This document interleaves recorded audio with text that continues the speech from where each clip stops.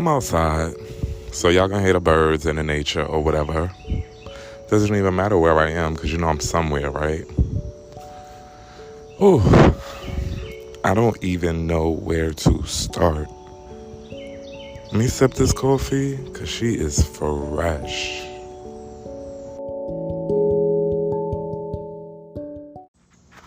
So I'm not sure where you guys are, but where I've been and where I am now, it just seems like the pandemic is over. COVID has hit the road jack and ain't coming back no more.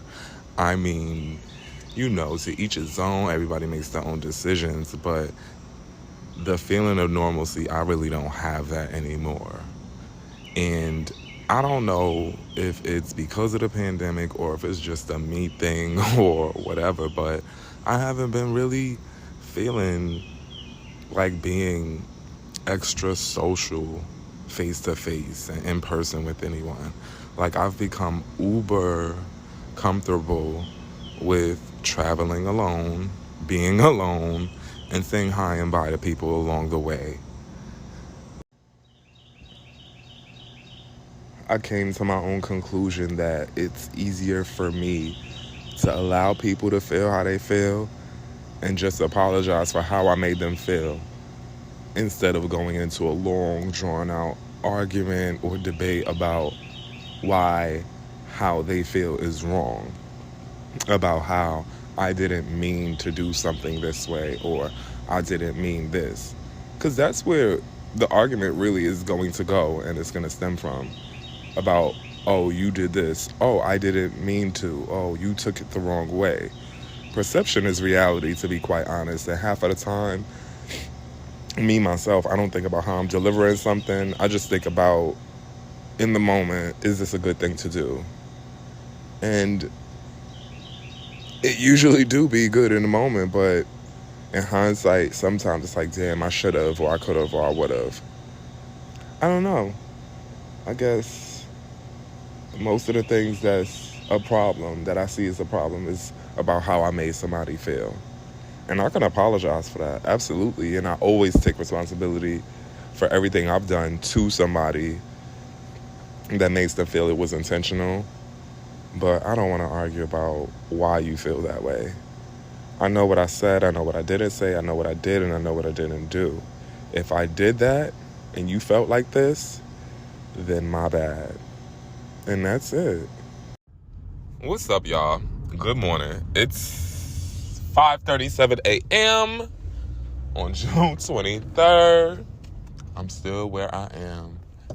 Now, yesterday was my birthday, and over the last, maybe 2 years, I've decided to take that time and really try to reevaluate myself over the last year, because birthdays to me are like a new year, so to speak. And I want to see what's happened over the last year, who was in my life, who's made me who I am, and who I could be appreciative for, This year I found that it's a couple of things I want to change. There were plenty of people in my life over the last year that were instrumental in me being who I am today. And there's also, people in my life who I don't speak to, or who, we may be at odds right now, that I still may have a certain level of respect for the simple fact that they've been, an integral part of making me who I am as well. Because if I didn't have the bullshit or the issues or the dissension with people in my life, then I really couldn't evolve. So I'm saying that to say, I got so much love yesterday from a lot of people that mattered. And on my Facebook page, you can't post on my wall. So it forces you to either make a post and tag me or to come in my inbox. And the people that gave enough fucks to come in my inbox, I really, really appreciate it. Each and every person that said happy birthday to me actually did mean something to me. So with them saying happy birthday, I had to say thank you. And I'm appreciative of you. But this weekend, I'm going to be in a different state for another 7 days. In this state, I'm actually going to be looking for housing, like either renting or buying a home. It's up in the air. I know things are expensive, But to be quite honest, I'm tired of doing this road tripping because of the gas prices. Like, as I've road tripped, and when I say road trip, I'm like just here, there, and everywhere. My top thing is where I'm staying at. Like, I want to make sure I'm living my life like it's golden and staying at the Hilton or wherever I want to stay at that makes me feel comfortable. I refuse to sacrifice my living arrangements for gas or sacrifice my living arrangements because I have to fill up my tank and it may cost $80.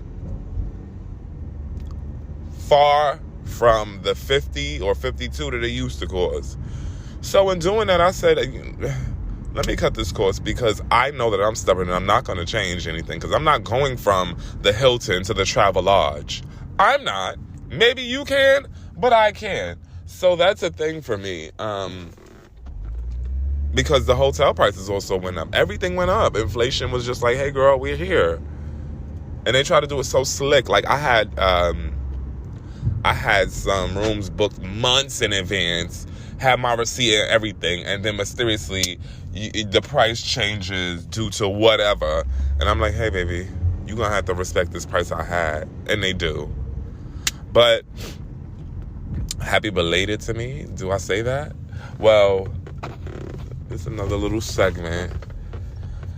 And the next segment I do want to talk about my road trip and stuff like that. So I'm definitely going to make sure I get the chance to chat with y'all about that because it was very, very interesting. And in saying all that, I will say the last thing I'm going to say about evolving relationships and how I want to move forward. I would love to clear the air or clear the table, clear whatever it needs to be cleared because I feel like sometimes having closure, regardless of the outcome of the relationship with whoever it is, closure really allows people to move on. And I'm one of those people because I'm very vocal about how I feel. So if I get closure, that'll be great. If I don't get it, I'm just going to have to learn how to maneuver without it. And for somebody like me, it's going to take a little bit of time because how do you move on without saying, this is how I felt about this is how I feel now, and we can move on this way. But that's just what that's going to be, about that closure, baby. So back in February, I did leave Virginia, and I just started driving. The first place I went, so my road trip from February to June consisted of East Coast only. And I'm going to tell you why. I was very ambitious. I thought, hey, it's going to be me and the cats. We're going to be out here. We're going to be hitting it, baby. And I got everything I need, and I done planned it out. It's really not too much planning you can do for going on a road trip that you've never been on before in a sedan with two cats. Like, it wasn't hard, but it could have been a lot easier. So leaving Virginia, I went to Baltimore. I stayed in Baltimore for a week. I had to go to North Carolina. I did that. Everywhere I went, I pretty much stayed for a week.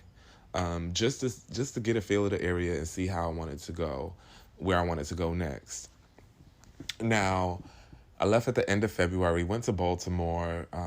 After that, I shot down to North Carolina, and I was deciding to go west, right? Because I really wanted to go to Colorado. I wanted Colorado to be a destination like I would be at for a month or two.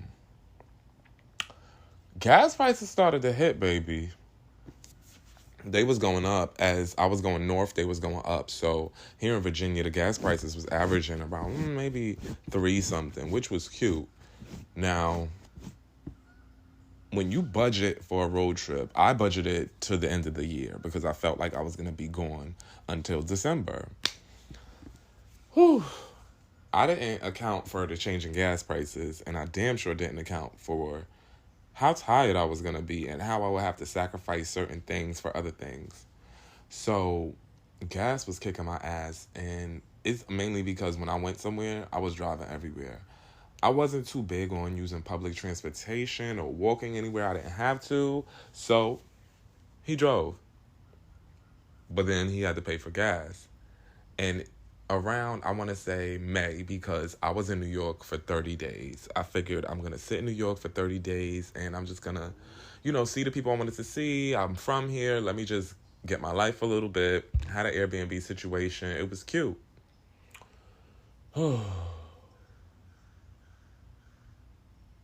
Between gas in New York regularly, parking in New York regularly, and people in New York, it was just a lot for me. Like, I really booked that shit for 30 days and said, yeah, this is where I'm going to be. And after day 3, I swear to you, I realized why I left, why I never wanted to come back, and I was regretting it. So during that time, I had started to get frustrated traveling back and forth with the cats, because you can't just tell cats, oh yeah, we traveling like they dogs. And my anxiety was so high. It was so fucking high. Like, these cats was going through their own anxiety in the car, hollering the whole rides and shit. And I would never do more than 4 hours in the car with them. So wherever my destination was going to be, I was just going to stop anyway. If I left somewhere and it was 4 hours, then that's where I was going to be. Find a hotel. So between how I never really gauged how my anxiety would hit, and then dealing with issues in my locations, like at the Airbnbs I was staying in or the hotels I was staying in, it was a lot. So I did say, you know what? Boom. I had some business to take care of for my personal business, because I was still making sure that I was taking care of my clients, because you guys know I have my own personal assistant business, yes.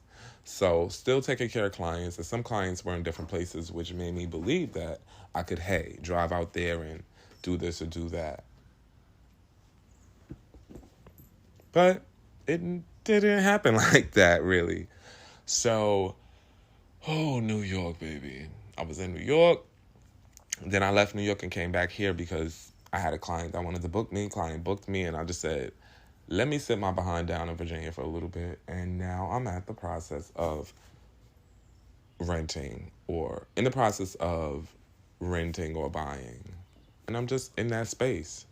I know where I want to be. Virginia is not going to be it. It's not.